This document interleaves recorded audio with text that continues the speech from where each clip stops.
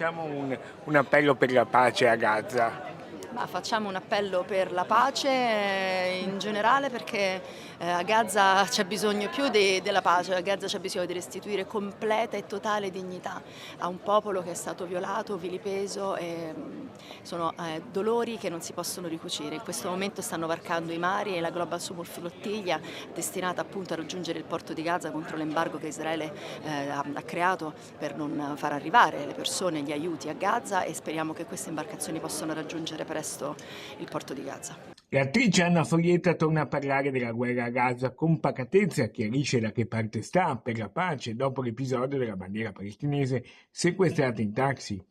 Anna Foglietta torna alla Mostra di Venezia dove è già stata madrina per essere premiata con il prestigioso Women in Cinema Awards, 11ª edizione. Quando sei stata madrina qui è sempre casa tua e sarà sempre casa tua. Grazie Lorenzo, è molto affettuoso, molto dolce e lo accolgo davvero come un atto d'amore, lo sento.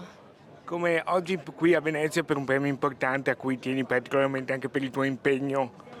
Sì, perché è un premio datomi dalle donne. Abbiamo ragionato intorno al tema del consenso e abbiamo costruito questa piccola storia destinata appunto soprattutto alle giovani donne e ai giovani ragazzi, alle nuove generazioni, perché per loro il tema del consenso è qualcosa di fondamentale. Troppo spesso si sentono violate nel proprio corpo, nei propri confini ed è importante sempre ribadirlo che se io non voglio, tu non puoi.